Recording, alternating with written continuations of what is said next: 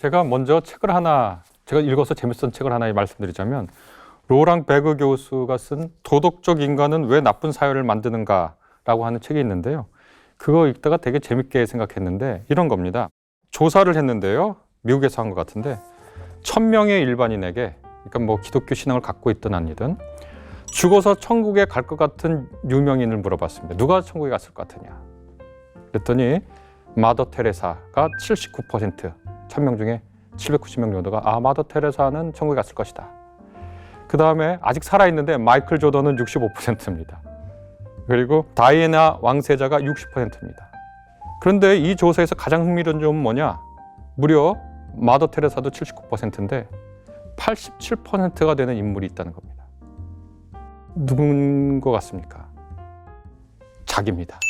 자기가 죽으면 천국에 갈 거라고 대답한 겁니다. 이건 뭘 뜻하냐? 사람들은 구원의 문제에 관해서는 자기중심적으로 생각하고 자기 유리한 대로 생각하고 자기가 놓인 자기가 놓인 형편을 충분히 감안해서 생각한다는 거예요. 그래서 마더 테레사라고 우리가 들으면 굉장히 헌신적인 삶을 사는 분인데 그분보다 자기가 더 천국에 갈 정도로 괜찮은 사람이라고 여긴다는 거죠. 우리가 전제할 건 뭐냐? 구원의 문제에 관해선 자기가 유리한 방향으로 생각하는 게 인간이다라는 겁니다. 그것은 그리스도교인들도 마찬가지입니다. 예수님이 부활하시고 이후에 제자들이 예수께서 그리스도라고 선포하고 또 예수 그리스도의 부활을 선포하고 예수님을 통해서 나타난 그분의 삶과 죽음과 부활의 메시지를, 하나님의 메시지를 들으라고 선교하고 증언했죠. 그 과정 중에 몇몇 특징적인 문구들이 있습니다. 사도행전 16장 31절에 보면 주 예수를 믿으라, 그리하면 너와 내 집이 구원을 받으리라 라는 것도 있고요.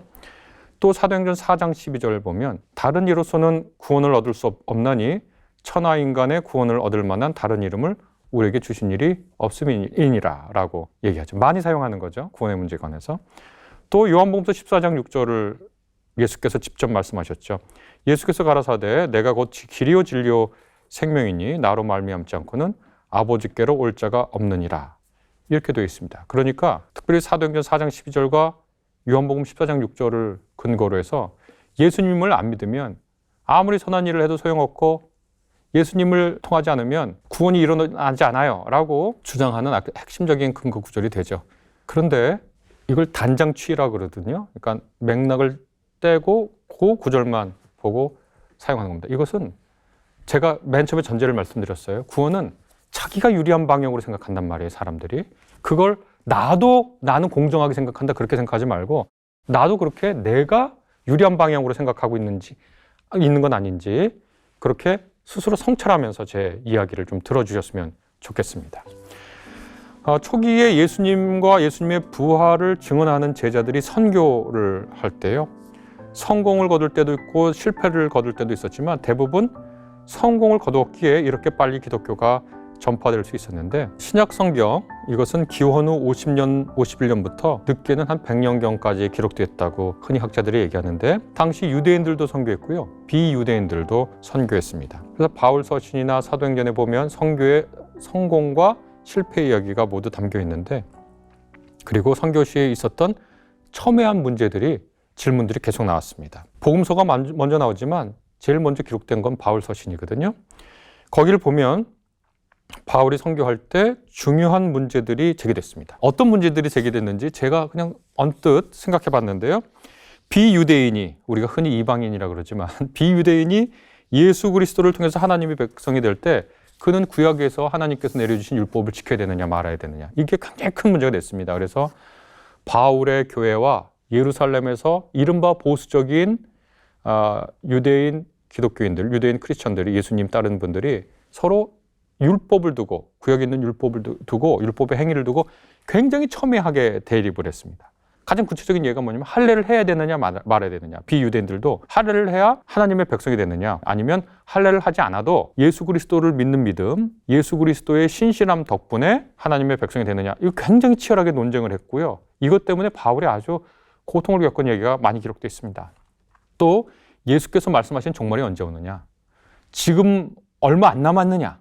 아니면 먼 미래에 있느냐, 아니면 이미 예수 그리스도께서 성령의 형태로 임하셨느냐를 두고 아주 첨예하게 갈등했어요. 또 더 근본적으로 예수께서 누구시냐, 예수께서 그리스도라고 우리가 고백하지만 그 그리스도의 성격이 뭐냐를 두고도 논의했고요. 그 외에도 비유대인 그리스도인들이 이방 도시에 사는데 유대 지역 바깥에 사는 이방인, 비유대인 크리스천들은 거기에 있는 이방제인, 아테나의 제이나 아프로디테 제이에 참여할 수 있느냐 없느냐를 두고도 갈등을 했습니다. 거기에 있는 음식을 먹을 수 있느냐 없느냐. 또 예수 그리스도께서 강림하시기 전에 죽은 사람들은 어떻게 되느냐. 데살로니가전서 4장에 있는 건데 그걸 두고도 굉장히 심각한 문제가 제기됐고 그것을 풀려고 했거든요. 교회 내에 은혜의 능력을 어떻게 두고 사용해야 되느냐, 유대인의 절기인 안식일, 오순절, 유월절 지켜야 되느냐 말아야 되느냐, 예수 그리스도를 배척하는 유대인들이 어떻게 하나님의 신실한 큰 약속을 어떻게 성취할 것이냐 등등의 문제로 굉장히 골치 아팠고, 그거 외에도 적그리스도가 누구냐, 교회의 공동재산을 어떻게 사용해야 되느냐, 이런 문제를 두고 정말 대립했고요. 유대인 그리스도인들 같은 경우에는 이방인들에게 선교를 해야 되느냐 말아야 되느냐, 선교를 한다면 어느 정도 해야 되느냐를 두고도 굉장히 갈등한 것이 바울서신과 복음서 등등에 나타납니다. 제가 이렇게 쭉 말씀드렸는데 지금 말하지 않은, 우리가 오늘 궁금해하지만 말하지 않은 게 있어요. 예를 들면 이런 겁니다. 예수님을 믿지 않았는데 아브라함은 구원받았나요? 라는 질문은 단 한 번도 신약 성경에서 제기된 적이 없습니다. 이삭은 구원받았나요? 다윗은 구원받았나요? 예레미야는 구원받았나요? 이사야는 구원받았나요? 라는 질문은 초기 교회에 한 번도 등장한 적이 없습니다. 거의 등장한 적이 없습니다. 제 기억으로는. 다른 문제들은 중요했어요. 제가 지금까지 열거한. 그런데 예수님이 오시기 전에 돌아가신 우리 삼손은 어떻게 됐나요? 얘기하지 않아요. 그러니까 이것은 뭘 뜻하죠? 그것이 별로 궁금하지 않았거나 그 물음 자체가 생길 이유가 없는 거예요. 그런데 다시 한번 사도행전 4장 12절이나 요한복음 14장 6절을 봐요. 다른 이로서는 구원을 얻을 수 없나니, 그 말을 삼손에게 적용하거나 아니면 이사야에게 적용하거나 에스겔, 오바댜, 학개, 미카에게 적용해 보세요. 호세아에게, 사무엘에게 적용해 보세요. 예수님을 몰랐는데 사무엘은 구원받았나요? 어려웠을 수 있어요. 왜냐하면 예수님 이름 외에는 구원할 자가 없거든요. 예수님 외에는 하나님께 나아갈 자가 없거든요. 이렇게 적용하나요? 저는 그런 건 한 번도 들어보지 못했습니다. 1세기 유대인 바울이나 베드로 이런 분들도 초기 교회 선교에서 굉장히 큰 심각한 문제들을 두고 씨름하고 고민하면서 예수 그리스도의 뜻과 예수 그리스도를 통한 구원과 하나님 뜻이 무엇인지를 묻고 따지고 대답하고 토론하고 격렬하게 논쟁하는 과정에서도 한나는 구원받았나요? 예수님을 몰랐는데, 이런 질문은 제기된 적이 없어요. 그러니까 사도행전 4장 12절의 말씀과 요한복음서 14장 6절의 말씀을 우리가 다시 한번 쳐다봐야 됩니다. 이것이 도대체 무슨 뜻인지. 일단 요한복음서 14장을 보시면 그 맥락이 이렇게 됩니다. 예수께서 떠나려는 자신을 알리십니다. 내가 떠난다, 여기를. 그랬더니 제자들이 근심을 해요. 그러니까 근심하는 제자들을 향해서 예수께서 말씀하십니다. 제자들에게 하나님을 믿으니 또 나를 믿어라 하고 격려하셔요.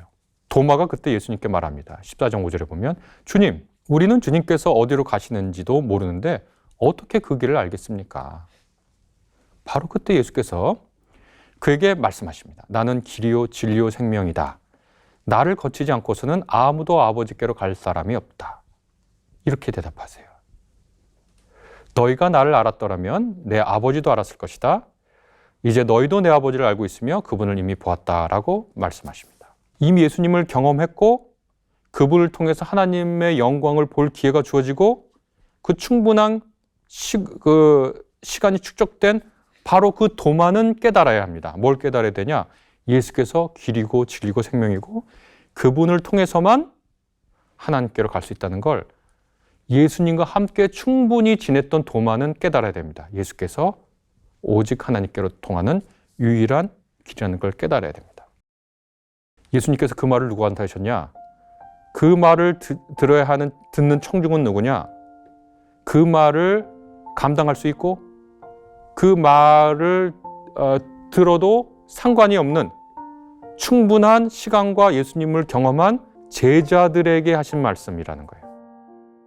어떻게 진리와 생명이신 하나님과 더불어 살 수 있는 삶을 살 수 있는지 예수님을 통해서 배운, 예수님을 통해서 경험한, 예수님을 통해서 하나님의 영광과 진리와 은혜를 목도한 제자들은 예수님의 이 선언을 들어야 합니다. 그분을 통하지 않고서는 아버지께로 갈 사람이 없구나. 말에서 진짜 중요한 건 뭐냐면 화자가 누구고 청자가 누구고 그 상황이 어딘가라는 거거든요.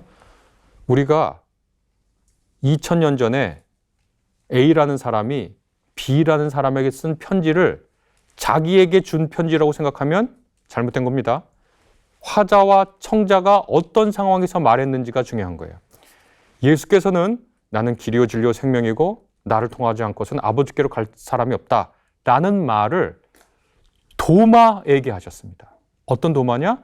3년 동안 충분히 예수 그리스도를 통해서 예수께서야 예수를 통해서만 정말 아버지의 영광과 은혜와 진리를 볼 수 있구나를 깨달을 경험과 시간을 가진 도마에게 하신 거예요.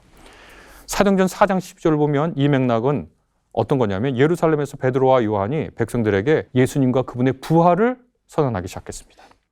그랬더니 유대인 권력자들이 격분했어요. 왜 격분했죠? 자신들이 죽였거든요, 예수님을.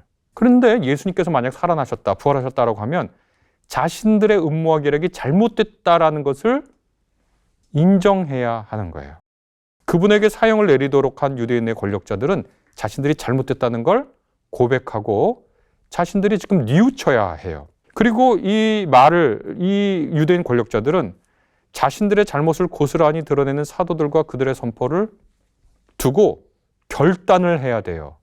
자신들의 잘못을 인정하고 예수님을 믿을 건지 아니면 이들을 묵살할 건지. 왜냐? 이들은 예수님을 찬찬히 다 살폈거든요. 그리고 나서 이 예수를 그대로 두었다가는 자신들이 위협받겠다라는 것을 면밀한 조사 끝에 깨닫고서 내린 결정이고 음모와 계략이었거든요. 그래서 이 다음날 예루살렘의 유대인 권력자들, 예수님을 음모와 계략으로 죽인 사람들, 예수님을 충분히 조사하고 검토한 사람들은 이 예수님의 제자들은 베드로와 요한을 감금하죠. 그리고 다음날 풀어주면서 몰아세웁니다. 얘기하지 말라고 더 이상 예수님의 부활을. 그때 베드로가 성령이 충만해서 그들에게 이렇게 말합니다. 백성의 지도자들과 장로 여러분, 우리가 오늘 신문을 받는 것이 병자에게 행한 착한 일과 또 그가 누구의 힘으로 낫게 되었느냐 하는 문제 때문이라면 여러분 모두와 모든 이스라엘 백성은 이것을 알아야 합니다. 이 사람이 성한 몸으로 여러분 앞에 서게 된 것은 여러분이 십자가에 못 박아 죽였으나 하나님이 죽은 사람들 가운데서 살리신 나사렛 예수 그리스도의 이름으로 힘입어 된 것입니다. 아주 중요하죠. 이게 뭐냐면 여러분이 십자가에 못 박아 죽었으나 면밀히 검토하고 충분히 숙고한 후에 못 박아 죽인 그들을 향해서 얘기하는 거예요. 그리고 11절에 보면 하나님께서는 이 예수를 너희들 집 짓는 사람들에게는 버림받은 돌이지만 집 모퉁이의 머릿돌이 되신 분입니다. 12절에 이렇게 이어집니다. 이 예수 밖에는 다른 아무에게도 구원은 없습니다. 사람들에게 주신 이름 가운데 우리가 의지하여 구원을 얻어야 할 이름은 하늘 아래에 이 이름밖에 다른 이름이 없습니다. 라고 사도들이 백성의 지도자들과 장로들 앞에서 얘기합니다. 화자와 청자죠. 예수 그리스도를 충분히 아는 이들 앞에서 얘기합니다. 그분을 십자가에 못 박아 죽인 사람들에게 알립니다. 예수님이 누군지 알지만 자신들의 욕심과 편견과 자신들의 이득 때문에 예수님을 죽인 유대인 지도자들 앞에서 베드로와 요한이 말합니다. 제자들하고는 조금 다르죠. 예수님과 다른 관계를 맺었어요. 제자들은 예수님과 함께해서 그분을 알았어요. 그래서 예수님은 제자들에게 말합니다. 내가 곧 길이요 진리요 생명이다. 나를 통하지 않고는 아버지께 갈 사람이 없다. 다른 관계예요. 적대적 관계예요. 그러나 적대적 관계지만 충분히 예수님이 누군지 알고 그 앞에서 자신의 실존적 결단을 할 수 있는 사람들이었어요. 자, 이 요한복음 14장, 사도행전 2장의 맥락을 두고 우리가 한번 이렇게 질문이 들어온 거예요. 이순 씨는 구원받았나요? 우리 할아버지, 우리 할머니, 우리 아버지, 우리 어머니, 우리 이모, 고모는 참 좋게 사신 분들인데요. 이분들은 구원 못 받았나요? 라고 물어볼 수가 있겠죠. 이 두 구절의 맥락을 이해하면 우리가 이렇게 얘기할 수 있습니다. 하나님은 예수님을 완전하게 그분과 더불어 사는 삶이 가능하도록 우리에게 허락하셨습니다. 곧 하나님과 더불어 사는 완전한 구원의 길로 주신 분이 바로 예수님이고 우리 모두를 향해서 예수님을 통해서 하나님께 나오라고 초청하셔요. 그래서 이 말씀이 이 초청은 예수님을 모르는 알아도 도마와 같이 예수님과 더불어 스승 제자 관계로 지내지도 못한 사람, 알아도 그분은 십자가에 못 박아야 한다고 결정할 정도로 면밀히 그분의 말과 삶을 살피지도 못한 사람들을 이른바 지옥에 보내기 위해서 하신 말씀이 아니에요. 그 두 말씀은 도마와 같은 제자들, 유대인 권력자들 같이 충분히 예수님을 살핀 사람들에게 이제 결정하라고 촉구하는 말씀입니다. 그러니까 저는 이 말씀을 듣고서 이 말씀은 비기독교인들을 향해서 예수님만 길이요 진리요 생명이거든 그분을 믿지 않으면 다 지옥 가라고 하는 말이 아니라 그 말을 들어야 할 청중은 누구냐? 도마와 같이 자기 자신을 예수님의 제자라고 고백한 사람들에게 이 말씀이 선포되어야 됩니다. 또 다른 이로는 구원받을 수 없다. 예수 그리스도를 통해서만 구원받을 수 있다라고 하는 그 말씀 역시 예수 그리스도를 철저히 배웠고 알고 우리의 주님이라고 고백하는 우리 같은 사람들에게 이 말씀이 적용되어야 하는 말씀입니다. 그럼 뭐죠? 너 정말 예수님만 너의 주님이라고 고백하고 사는 것이니? 예수님만 길이요 진리요 생명이고 그분을 통해서만 아버지께로 갈 수 있다고 고백하냐 너는? 기독교인 너는? 신앙을 고백한다는 너는? 그렇지 않고 말은 그렇게 고백하지만 예수님 외에 다른 길과 진리와 생명이 있다고 그렇게 삶으로 다른 말을 하는 건 아니냐? 라고 기독교인들에게 주는 말이라고 이 말씀을 생각해야 합니다.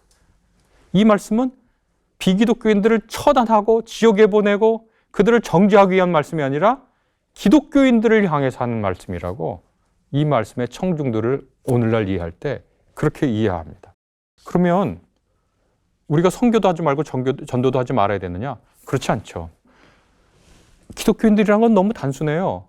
예수님을 통해서 하나님을 봤다는 거거든요. 예수님을 통해서 하나님을 알았고 그분이 우리 생명의 주님이라고 하고 저도 그렇게 고백을 하거든요. 이것이 이 요한복음서 14장과 사도행전 2장에 있는 말씀인데 그래서 저는 여기서 하나 말씀을 좀 드려요. 우리가 배타성하고 배타주의를 고백해야 한다는 거예요. 그것은 이기성과 이기주의를 구별해야 하는 거랑 비슷하거든요. 모든 생명은 범위를 좁혀서 모든 인간은 다 이기성이 있어요. 이기성이 있다는 건 뭐냐? 자기를 이롭게 하는 성향이거든요. 우리가 밥을 먹어요. 물을 마셔요. 옷을 입어요. 잠을 자요. 다 이기성의 발현이에요. 이 세상에 존재하는 모든 인간은 이기성을 발휘하여야만 존재해요. 그런데 이기성과 이기주의는 완전히 달라요. 이기성은 우리 인간이 살려면 꼭 갖춰야 할 성질이고 다른 사람이 만약에 이기성을 충분히 못 발휘하면 너 이기성을 발휘해야 된다고 우리가 격려를 해줘요. 왜냐하면 그것이 그 사람 잘 살게 하는 길이거든요. 그러나 이기주의는 자기 이기성 외에는 다른 사람들의 모든 이기성을 다 무시하는 거예요.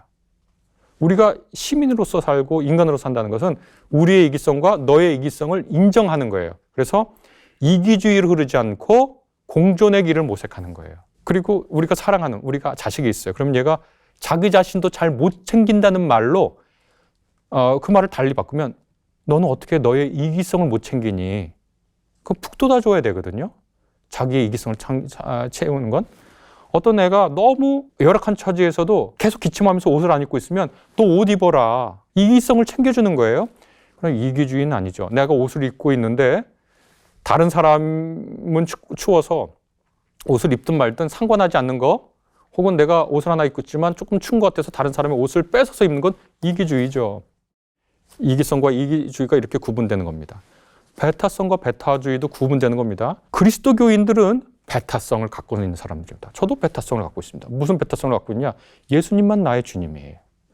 제가 어떻게 하다 보니까 공자, 맹자, 노자를 읽어요. 또 불교의 여러 경전을 읽어요. 힌두교의 경전을 읽어요. 여러 철학 사상도 읽어요. 그러나 내게 있어서 내 주님은 예수님 한 분이에요. 나는 그렇게 배타성이 있어요. 그래서 나는 그리스도교인이에요. 그런데 배타성하고 배타주의는 구분돼야 돼요. 배타성은 내가 예수님을 나의 유일한 주님으로 고백하는 거예요. 근데 배타주의는 뭐냐면 다른 사람이 갖고 있는 배타성을 모조리 없는 것처럼 행동하는 거예요. 그리스도교 신앙은 배타성이 있지만 배타주의로 흐르지는 않습니다. 잘 구분해야 돼요, 이거를. 배타주의로 흐르면요, 우리는 다 폭력적이 됩니다. 우리의 신앙은 배타성이 있습니다. 그걸 강화해야 돼요. 그러나 배타주의로 흐르지는 않아요. 나는 길이요 진리요 생명이다. 저는 그렇게 고백하고 예수 그리스도 외에 다른 이름이 구원이 없다. 그렇게 고백해요. 그 배타성을 있어요. 그러나 배타주의로 흐른다는 것은 다른 차원의 문제라는 걸 우리가 생각해 봐야 됩니다. 그래서 초기 기독교인들은 왜 그러면 이 질문이 나오지 않는가? 왜 한나는 구원받았나요? 아담은 그럼 구원받았나요? 죄 졌잖아요. 예수님도 모르잖아요. 이런 질문을 왜 하지 않았을까? 그분들은 하나님에 대한 다른 생각, 우리가 아주 강조하지 않은 생각을 갖고 있었기 때문입니다. 그것이 이제 사도행전 17장에 여러 곳에 신약성경에 몇 군데 있는데 그중에 사도행전 17장에 나와 있는데 아테네에 간 바울이 이른바 아레오바고 설교라고 하는 걸 합니다. 이때 단서가 나옵니다. 아레오바고 법정이라고 하지만 이제 연단 같은데, 광장 같은 데서 바울이 이제 설교를 해요. 이제 설교라고 우리가 흔히 얘기도 하지만 일종의 연설을 하는 거죠. 아테네 시민 여러분, 내가 보기에 여러분은 모든 면에서 종교 수침이 많습니다. 내가 다니면서 여러분들이 예배하는 대상들을 살펴보면서 알지 못하는 신에게라고 새긴 제단도 보았습니다. 그러니까 뭐 여러 신들에게 신상을 만들어서 제단을 만들어서 제사를 지내는데 그 중에 한 제단 보니까 알지 못하는 신에게, 그러니까 자신들이 여러 신들을 섬기고 싶은 거죠. 그들에게 일종의 아부도 하고 싶고 일종의 협박도 하고 싶고 일종의 타협도 하고 싶은데 자신들이 모르는 신이 있을 거고 이 모르는 신을 무시했다가 자신들이 큰 재앙을 당할 수 있으니까 알지 못하는 신에게라고 하는 제단도 만들어 놓은 거예요. 바울이 바로 그것을 택합니다. 그러므로 나는 여러분이 알지 못하고 예배하는 그 대상을 여러분에게 알려드리려고 합니다. 이 얘기를 가만히 생각해 보면 머릿속에 생각해 보세요. 우리가 바울을 따라서 아테네 판테온에 들어갔어요. 여러 신들의 신성에 대해서 제우스, 아프로디테, 아테나이, 아스클레피오스 상도 쭉 있어요. 그리고 보니까 신상은 없는데 알지 못하는 신에게라고 하는 제단도 있어요. 바울이 얘기하는 거예요. 그 여러분이 알지 못하고 섬긴다고 하는 그 신 있죠? 그게 누군지 알려주겠다는 거예요. 우주와 그 안에 있는 모든 것을 창조하신 하나님이다. 하늘과 땅의 주님이다. 사람의 손으로 지은 신전에 거하시지 않는 분이다. 이렇게 쭉 말씀하면서 그분은 모든 사람에게 생명과 호흡과 모든 것을 주시는 분이다. 인류의 모든 족속을 한 혈통으로 만드셔서 온 땅 위에 살게 하시고 그들이 살 시기와 거주할 지역의 경계를 정해놓았다. 그러니까 두 마디로 줄이면 그분은 창조주시고 역사를 주관하는 분이다. 27절부터 보면 이렇게 한 이유는 뭐냐? 사람으로 하여금 하나님을 찾게 하시려는 거다. 사람이 하나님을 더듬어 찾기만 하면 만날 수 있다. 사실 하나님은 우리 각 사람에게서 멀리 떨어져 계시지 않는다. 여러분의 시인 가운데 어떤 이들도 우리도 하나님의 자녀이다 하고 말한 것과 같다. 라고 이렇게 얘기하면서 30절에 이렇게 말합니다. 하나님께서는 무지했던 시대에는, 무지했다는 건 하나님에 대한 지식이 불충분했던 시대에는 이란 뜻이에요. 눈 감아 주셨지만 그 지식이 부족한 사람들에게 그것을 지식이 부족하니 왜? 라고 채근하지 않으시는 거예요. 이제는 어디에서나 모든 사람에게 회개하라고 명령하십니다. 그러니까 우리 그리스도교인들은 예수께서 그분의 구원자, 유일한 구원자라는 것을 말하고 삶으로 증언해야 되지만 예수 그리스도에 대한 지식이 부족한 시간과 장소, 사람에게는 그것을 눈 감아 주시는 분이라는 것을 동시에 알아야 되거든요. 그러면서 31절에 그것은 하나님께서 세계를 정의로 심판하실 날을 정해놓으셨기 때문입니다. 그래서 세계를 정의로 심판하신다고 얘기하시고 하나님께서는 자기가 정하신 사람을 내세워서 심판하실 것이다. 이렇게 덧붙여서 얘기합니다. 무지했던 시대는 지식이 아예 없는 게 아니라 하나님에 대한 지식이 부족한 시대를 얘기하는데 더듬으면 찾을 수 있는 그 하나님, 그 하나님을 예수가 없는 시대, 시공간, 장소에서 우리가 하나님을 감지할 수 있도록 해주셨다는 거잖아요. 물론 예수님이 오시고 우리가 예수님에 대해서 충분히 안다고 하는 우리 그리스도인들은 정말 너는 예수 그리스도를 길이요 진리요 생명이라고 고백하냐라고 그 말씀에 우리가 도전을 받고 다른 이로서는 구원을 얻을 수가 없지. 우리가 만몬이 아니라, 명예가 아니라, 권력이 아니라, 우리의 찰나와 같은 쾌락이 우리에게 구원을 주는 것이 아니라, 아파트의 평수가 우리에게 구원을 주는 게 아니라, 학벌이 우리에게 구원을 주는 게 아니라 예수 그리스도만 우리의 길과 진리와 생명이 되시지 라고 하는 그 말씀은 우리에게 받고 이 세계에 나가서 그 부활의 증언의 삶을 살면서 지식이 부족한 사람들, 하나님에 대한 지식이 없는 사람들에게 예수 그리스도가 구원의 길이라고 얘기를 하는 거죠. 마음 좋게 사시다가 죽음을 맞이한 분들, 신앙을 접할 기회도 많지 않고 있었지만 크게 예수님에 관해서 관심을 갖지 않은 분들은 어떻게 될까요? 저는 모르겠습니다. 그런데 저는 이것도 모르겠습니다. 예수를 그리스도로 믿는데 우리가 보기에 삶이 엉망인 분들 어떻게 됐는지 모르겠어요. 예수를 그리스도로 믿지 않고 우리가 보기에 삶도 엉망인 분들도 어떻게 될지 모르겠어요. 예수 그리스도를 믿는데 우리가 보기에 훌륭한 삶을 사신 분들, 이분들도 어떻게 될지 저는 정말 모르겠어요. 왜냐하면 이것은 하나님에게 속한 영역이기 때문입니다. 우리가 하나님에게 속한 영역을 우리 양심으로, 우리 지식으로 어떻게 재단합니까? 저는 그런 근본적인 질문을 하거든요. 저는 제가 예수님을 믿으려고 애써요. 예수님의 복음을 믿으려고 애써요. 그런데 얼만큼 믿으면 충분해요? 얼만큼 믿으면 구원을 얻기에 충분해요? 제가 알고 있는 하나님과 예수 그리스도에 대한 지식이 정말 충분할까요? 그럴 거라고 생각하지도 않습니다. 우리가 얼마만큼 회개하면 하나님께서 진실한 회개로 받아들여요? 지하 세계 룰처럼 정말 죄송합니다. 용서해 주십시오. 그럼 손가락이라도 잘라라. 그렇게 하면 회개한 거예요, 정말? 그럼 어느 정도로 회개해야 정말 회개하고 하나님께서 기뻐하시는 회개예요? 어느 정도 충분한지 몰라요. 우리의 구원의 문제는 전적으로 하나님께 달린 문제예요. 우리가 전가의 보도처럼 사용하는 그 말들을 다른 사람에게 재단하지 마세요. 신앙을 갖고 있다는 우리 스스로에게, 고백하는 우리에게 얘기해야 합니다. 그러면서 우리가 삶으로 또 말로 예수와 그분의 부활을 증언하는 사람으로 살아야 하겠죠. 저는 누가 구원받고 누가 구원받지 못했는지 얘기할 수 없어요. 제가 예수님을 고백하고 하나님에 대한 지식을 알려고 노력하는 신학을 하고 있지만 하나님에 대해서 아는 것보다 모르는 게 훨씬 많아요. 천체 물리학자들에게 우주에 대해서 얼만큼 아냐고 하면 압도적으로 모르는 것이 아는 것보다 많다고들 얘기해요. 우리가 뭘 모르는지도 모른다고 얘기해요. 하나님에 대해서 저 똑같이 그렇게 생각해요. 내가 하나님에 대해서 아는 것보다 모르는 것이 훨씬 많고 내가 뭘 모르는지도 모르고 있는 거예요. 그러나 제가 확실히 아는 건 있어요. 뭘 아느냐? 우리가 고백하는 하나님은 사랑하는 하나님입니다. 하나님은 우리를 그분을 향해서 초청하십니다. 그리고 헤아릴 수 없는 여러 방법과 방식으로 인간을 부유하고 풍요롭고 그분의 사랑을 보여주시려고 노력하십니다.